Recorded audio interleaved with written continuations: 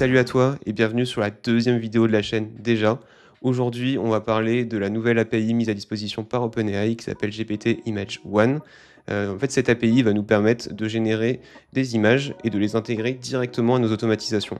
Donc en fait, à partir de là, on n'a plus qu'à laisser l'imagination faire. On va pouvoir faire tout un tas de choses, notamment pouvoir générer des images pour des posts, pouvoir générer des images pour des slides, pour plein d'automatisations. Et je vais vous expliquer tout ça dans la vidéo avec quelques use cases qui pourront, je l'espère, vous aider et vous donner des idées. Voilà, on se retrouve à tout de suite.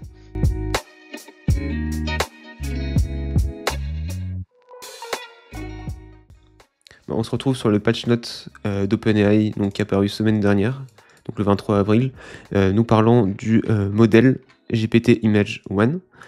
Donc voilà, il y a les différentes informations qu'on peut retrouver. Dans tous les cas, le lien est dans la description.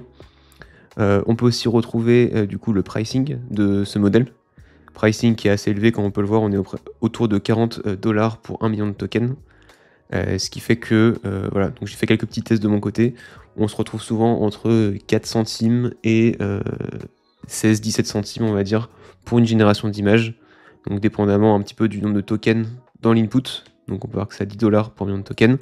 Et du nombre de tokens dans l'output, qui est donc élevé, de $40. Donc du coup pour des générations qui sont plus complexes. Voilà. Si on fait une petite comparaison de GPT Image One versus les autres modèles qui existent, donc on a DALL-E 3, DALL-E 2, on peut se rendre compte vite fait qu'il y a GPT Image One qui est plus performant du coup que ces deux anciens modèles, mais voilà, par contre qui est plus lent. C'est vraiment quelque chose à adapter en fonction de vos besoins. On peut aussi, contrairement aux deux autres modèles, ajouter un input qui est une image. Donc par exemple, on ajoute une image et on demande une amélioration de cette image par le modèle, ou alors de s'inspirer de cette image-là, et c'est une chose que les autres modèles ne peuvent pas faire. Par contre, en comparaison par rapport aux deux autres modèles, on a un prix d'input qui est présent, donc comme montré précédemment. C'est quelque chose à avoir en tête. Aussi, on peut ajouter de l'édit d'images. On peut éditer des images déjà existantes, contrairement à DALL-E 3. DALL-E 2 pouvait le faire par contre. C'est histoire de vous montrer un petit peu les avantages et les inconvénients de GPT Image One par rapport au précédent modèle. Je vous ai préparé une petite démo sur n8n pour vous présenter un peu comment utiliser cette API directement dans une automatisation. Et après, je vous présenterai aussi quelles sont les différentes possibilités voilà, de cette API et qu'est-ce qu'on peut en faire en fait tout simplement à partir d'exemples.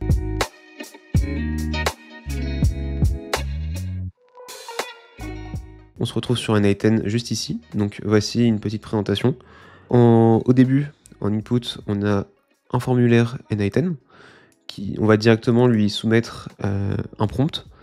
Et en fait, ce prompt va être ensuite déployé via un HTTP callout directement auprès de l'API d'OpenAI, donc l'API de GPT Image One. Cette API va nous ressortir un fichier en format base64 qu'on va pouvoir convertir ensuite directement avec le module n8n intégré. Et ensuite, voilà, on peut faire ce qu'on veut. On peut s'envoyer l'image par email, on peut l'ajouter à une base de données. On peut peut-être créer un post LinkedIn justement pour avoir ça dans la suite de la vidéo, un post sur les réseaux sociaux, et puis voilà, globalement. Donc on va tester directement le workflow, histoire de vous l'illustrer. On va mettre cute sloth, par exemple, hein, c'est vraiment un exemple, with a cup of tea. Donc un paresseux mignon, parce que j'aime beaucoup les paresseux, voilà, avec une tasse de thé. On soumet le formulaire. Directement, notre formulaire va soumettre la requête auprès de l'API d'OpenAI, juste ici. Comme montré précédemment, ça met pas mal de temps à process quand même, mais en tout cas, le modèle est très performant. Et une fois que ça va être process, l'image va sortir en format B64 et va être convertie directement via ce module. Et ensuite, ça va être envoyé par email normalement. Voilà, le workflow est terminé. On a bien reçu un email, normalement, qui a été envoyé, voilà. On a l'ID de l'email, le thread, etc. On va aller directement dans notre boîte mail pour vérifier ça. Donc voilà, on a bien reçu notre email, Your Image Request. On clique ici, et effectivement, on a notre image. C'est bien un paresseux mignon qui porte une tasse. On dit porter une tasse, qui tient une tasse, voilà, c'est mieux. Même s'il ne la tient pas par la poignée, bon, voilà, passons. En tout cas, ça correspond bien à notre image. Donc super, notre workflow a bien fonctionné, et maintenant on va rentrer un petit peu plus dans le détail, donc comment on a généré cette requête API. On double-clique dessus. Pour effectuer cette requête API, j'utilise la documentation d'OpenAI directement, documentation qu'on peut retrouver juste ici, si je dis pas de bêtises, voilà. Dans tous les cas, le lien sera en description. On va directement dans la partie OpenAI, Platform APIs. On va dans la partie image et ensuite voilà, on a accès à la documentation. On va faire une requête en post parce qu'on va envoyer une information à l'API et on va rentrer cette URL-ci, https API openapp.com, nanana, image generation. Donc c'est ce qu'on peut retrouver juste là. Donc on va le rentrer dans l'URL de l'HTTP callout qu'on peut retrouver juste ici. Voilà, donc ce module-là. Ensuite, on met l'URL. On va envoyer des headers. Ces headers, on peut retrouver les informations juste là. Ici, on voit bien que les headers, on a deux informations renseignées. Le premier qui est content type application/JSON et le second, voilà, qui est la partie clé API. On va rentrer authorization avec ensuite le mot bearer et notre clé API. Pour récupérer sa clé API, on va aller directement dans le dashboard normalement. Hop, je vais l'ouvrir sur un nouvel onglet. On va ensuite dans la partie API Keys, juste ici, et on crée une nouvelle clé API. Moi, dans mon cas, j'en ai créé voilà, une spécialement pour ce tuto. Si vous en avez besoin, vous créez directement votre clé et vous mettez donc ici image. Voilà. Vous mettez le nom que vous voulez pour la retrouver. Vous le mettez bien dans votre projet OpenAI. Et ensuite, on va vous donner les permissions. Donc ici, on est en all parce que voilà, j'ai pas besoin de mettre des restrictions particulières et on crée sa clé. Voilà. Donc vous avez accès à toute cette interface-là directement dans votre dashboard dans la partie développeur d'OpenAI. Ensuite, vous rentrez les informations, donc content type application/JSON et authorization, vous mettez bearer, espace, et vous mettez votre clé API. Donc dans tous les cas, je penserai à bien l'effacer quand je publierai la vidéo, mais voilà, vous mettez bien votre clé, vous la copiez-collez. On va envoyer dans le body toutes les informations qu'on veut envoyer donc à l'API. On va envoyer le modèle, quel modèle on veut utiliser, donc dans ce cas-ci, c'est le modèle GPT Image One. On va ensuite envoyer le prompt. Donc ici, le prompt, c'est vraiment l'information qu'on a renseignée dans le formulaire initialement. Ensuite, on va renseigner donc, le nombre d'images qu'on veut générer, donc, qui sont illustrées par la lettre N. Donc si on met 4, on va générer 4 images. Vu les coûts assez élevés de cette API, on va y aller tranquillement, on va mettre une seule dans ce cas-là. Et ensuite, quelle taille d'image on veut générer. Donc c'est ici par l'intitulé size. Et donc ici, on est sur une image classique, 1024 x 1024, mais voilà, mettez vraiment la résolution que vous voulez pour votre use case. Donc par exemple, si vous faites des posts LinkedIn, c'est plus intéressant d'avoir des images en taille portrait qu'en taille paysage. Donc on renseigne toutes nos informations. Modèle GPT Image One, le prompt, on va prendre l'information du formulaire qu'on va glisser et qu'on va renseigner dedans. Et ensuite la size, donc la taille d'image. On va pouvoir ensuite générer l'image et on va avoir une sortie en Base64, donc qui est un format de génération d'images. Ensuite, on va vouloir convertir le format Base64 en fichier. Pour ça, on va créer un nouveau module qui est Base64, donc c'est Convert to File. Et ensuite, on veut Move Base64 String to File pour transformer donc un format Base64 en fichier. C'est ce genre de module. Donc on va retrouver ici. On va prendre l'information data, qui est le nom output du fichier qui sort de la génération d'images. Et ensuite, on va prendre n'importe quel module qui nous intéresse. Donc on peut par exemple créer une nouvelle ligne dans une base de données. Donc pour insérer l'image, on peut s'envoyer un email, on peut envoyer l'image de n'importe quelle façon. Mais dans tous les cas, avec le convert Base64 en file, on a accès au fichier qu'on peut retrouver juste là, qui est donc view. Voilà, on peut retrouver notre image. Donc voilà, ça c'était un petit exemple de comment utiliser l'HTTP callout pour l'API de GPT Image One. Et maintenant, je vais vous montrer voilà, un exemple un petit peu plus en taille réelle, on va dire, de cet HTTP callout. Toi là, oui toi là, je t'arrête pour que tu penses à t'abonner. Et tu peux aussi laisser un petit like ou un commentaire, ça aide de fou la chaîne. Et voilà, on se retrouve tout de suite dans la vidéo.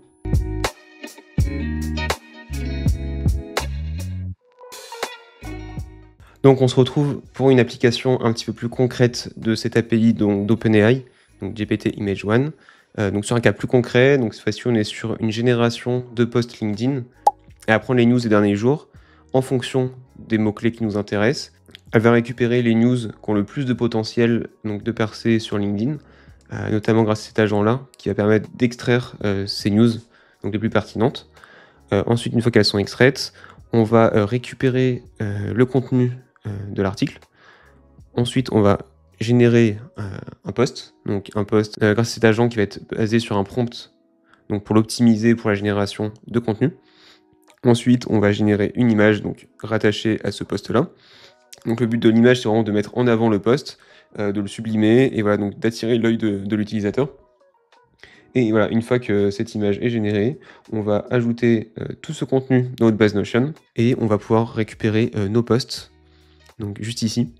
Donc là, j'ai fait quelques exemples au préalable. Donc on peut voir qu'on a notre article initial, le contenu, le post LinkedIn qui a été généré donc grâce à l'agent.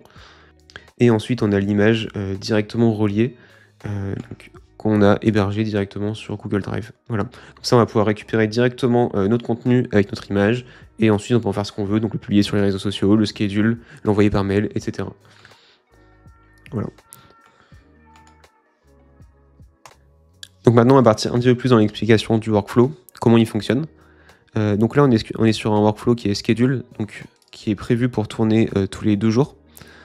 Tous les 2 jours, il va extraire les dernières news, donc les news qui correspondent à certains mots-clés de recherche. Dans mon cas-ci, j'ai extrait les mots-clés d'une base Notion, donc juste là, juste ici. Donc moi, ce qui m'intéresse, ce sont des articles qui ont ces mots-clés. AI Automation, N8N, No Code, AI Tools. Parce que voilà, je suis dans une niche d'automatisation et je vais récupérer des articles de ce style pour ensuite en faire du contenu.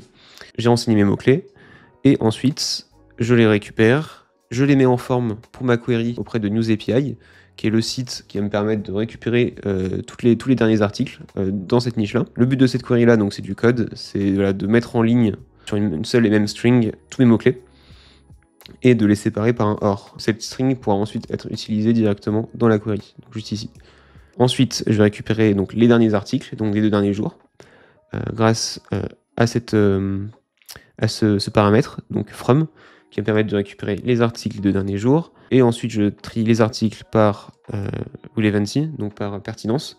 Voilà, je récupère les 20 articles, donc c'est par page de 20. Et donc mon but, voilà, ça va être de process toutes les pages pour récupérer vraiment tous les articles qui m'intéressent. Donc comme j'ai dit au préalable, j'ai utilisé News API pour récupérer mes articles. On va voir directement la documentation, comment elle est présentée. Donc voilà, on se retrouve directement sur le site, on se connecte, on peut récupérer une autre clé API. Dès qu'on clique dessus, on la récupère et ensuite on peut l'utiliser voilà, pour faire des recherches d'articles. On a la documentation donc juste là, que je vais pouvoir vous mettre en description aussi. On peut voir au niveau des endpoints, ici, en fait, on va récupérer donc, tous les articles. Donc c'est ce endpoint qu'on utilise. On peut voir que la query, elle est constituée de keywords, donc de mots-clés, qui vont nous permettre de récupérer des articles. Nous, ce qui nous intéresse, ce sont des articles publiés à une date précise, donc les 2 derniers jours. On va utiliser le from. On trie les articles par pertinence, pour récupérer ceux qui correspondent le plus. Et ensuite, voilà, on va travailler par page. Donc voilà, pour contrôler un petit peu et ne pas avoir de call API trop élevé, le but, c'est d'avoir des pages les plus petites possibles et de récupérer que le nombre de pages qui nous intéressent. Typiquement, l'objectif est de récupérer donc, les derniers articles des 2 derniers jours. Pour cela, on va d'abord faire une première query pour récupérer tous les articles des 2 derniers jours, donc avoir le nombre total. Donc par exemple, si on a 100 articles, l'objectif, ça va être de récupérer, si on a setup initialement 20 articles par page, on va donc vouloir récupérer 5 pages, avec à chaque fois une incrémentation donc, de la page. Au début, on va récupérer les 20 premiers articles de la page 1, puis ensuite les 20 articles de la page 2, ainsi de suite jusqu'à la page 5, histoire d'avoir nos 100 articles. Donc en fait, c'est un petit peu ce qui est illustré juste ici dans le flow. Premièrement, on va récupérer le nombre totaux d'articles des 2 derniers jours. Pour ça, on fait une première query. Et en fait, cette première query va nous sortir l'information du nombre total de résultats correspondants, donc des 2 derniers jours. Ici, je vous montre l'exemple d'une query qui a bien fonctionné. On a fait une première requête qui nous a permis d'identifier le nombre total d'articles correspondant à ma recherche de mots-clés ces 2 derniers jours. Et donc par rapport à ce total, ensuite, on peut définir le nombre de pages qu'il va falloir récupérer. Pour cette automatisation, je suis sur des pages de 20 articles. Ce qu'il faut faire, c'est 309 divisé par 20 pour trouver le nombre de pages. C'est ce qui a été fait ici. J'ai utilisé le mass.floor pour arrondir le résultat. Donc en tout, il faut qu'on récupère 15 pages de 20 articles pour vraiment tout avoir, tout couvrir. Ensuite, on initialise la page. À quelle page on est? On est à la page 1 initialement. Et ensuite, à chaque tour que va faire l'automatisation, on va incrémenter de 1 la page, jusqu'à avoir un total de ici 15 par exemple. Et donc ici, on va vraiment lancer la boucle et qui va permettre de récupérer toutes les pages. à la fin de la boucle, une fois qu'on aura récupéré le total qui est donc 15, on va ainsi pouvoir sortir de la boucle et pouvoir continuer le workflow. Et on aura récupéré toutes nos pages. Dans ce cas-ci, on fait une requête unUseAPI, on récupère la page qui est incrémentée à chaque fois par le module précédent, et ensuite on va récupérer toutes nos pages. Donc voilà, ce module va nous donner du coup 20 articles qui sont dans la page 1, et ensuite ces 20 articles, on va les décomposer, on va les séparer, et ensuite on va récupérer uniquement pour chacun de ces articles-là le titre, la description et l'URL. Comme ça, en sortie, on va vraiment récupérer une collection, comme on peut voir ici, d'articles avec pour chacun leur titre, leur description, leur URL. Voilà. Donc le but, ça va être ensuite de donner cette information-là à l'agent, qui pourra nous permettre de définir, en comparaison de ces 20 articles, lequel sont le plus pertinent pour notre offre. Donc ici, c'est juste une mise en forme pour avoir une seule ligne pour l'agent, et comme ça, on peut envoyer ensuite l'information directement. Donc cet agent-là dispose d'un prompt, un prompt assez conséquent, du coup qui donne l'information de comment analyser ces articles-là et comment les comparer pour définir quel article a le plus de potentiel de percer sur LinkedIn. Et ensuite, voilà, il nous sort un output avec les deux informations, donc les deux articles les plus pertinents sur ces 20. Cet output est en format JSON, et en fait, on peut récupérer l'information directement grâce à ce output parser qui nous permet d'avoir une information qui est structurée. Une fois que ces articles vont être sélectionnés par l'agent, ils vont être ensuite ajoutés à une liste, donc juste ici. C'est l'objectif de ce module code qui va nous permettre en fait d'ajouter à une liste tous les articles qui ont été sélectionnés et à la fin, voilà, de récupérer cette liste-là. Donc dès que la loupe est terminée, on récupère ensuite ces articles dans cette liste et on va les split. Et pour chacun de ces articles, on va ensuite les loop. On va récupérer pour chacun leur contenu. Pour récupérer le contenu de l'article, j'ai utilisé DivBot. C'est un outil externe qui nous permet directement d'extraire le contenu de certains articles.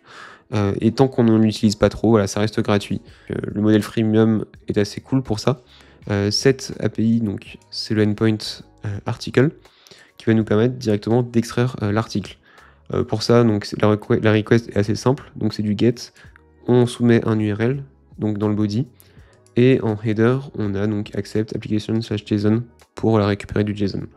Donc l'API de la requête HTTP est très très simple. On indique l'URL, la méthode get pour récupérer l'information. On fait une requête directement, une authentification par query, donc juste ici. Donc on peut renseigner directement token et la valeur de la clé API. Ensuite, on renseigne le header, donc accept application/json. On peut voir ici qu'on a rentré donc l'URL ici qui correspond à notre article actuel qui passe dans la boucle. On va soumettre du coup cette URL et récupérer donc une version structurée de la page HTML avec notamment l'article qu'on peut retrouver juste en bas dans la partie texte. Ensuite, on va transmettre cet article-là directement au copywriter et ensuite à l'agent prompt image. Donc l'objectif du think ici, c'est vraiment donc de permettre aux agents de vérifier qu'ils ont bien suivi toutes les consignes des prompts et si c'est pas le cas, voilà, de réitérer. Donc là, ce think va nous permettre de nous assurer une meilleure cohérence au niveau donc, du résultat et donc éviter aussi les hallucinations. Et ce prompt d'image est directement envoyé dans le module qu'on a vu initialement, donc le module de génération d'images d'OpenAI. Ensuite, cette image est convertie de base64 jusqu'en file, donc ça on l'a vu aussi. Ensuite, le file est upload directement sur Google Drive pour pouvoir ensuite être ajouté à notre base Notion. Voilà, on peut faire ce qu'on veut de ces articles qui ont été générés. On peut directement, potentiellement, les schedules pour les publier sur LinkedIn. On peut aussi, par exemple, se les envoyer par mail, etc., etc. Donc là, c'est l'exemple que j'ai fait ici. Une fois que la boucle est terminée, on récupère directement la liste des articles par email. J'espère que tu as apprécié cette vidéo. Si tu as des suggestions d'autres automatisations ou d'autres remarques particulières, tu peux les laisser en commentaire. Et moi, en tous les cas, je te dis à la prochaine. Salut!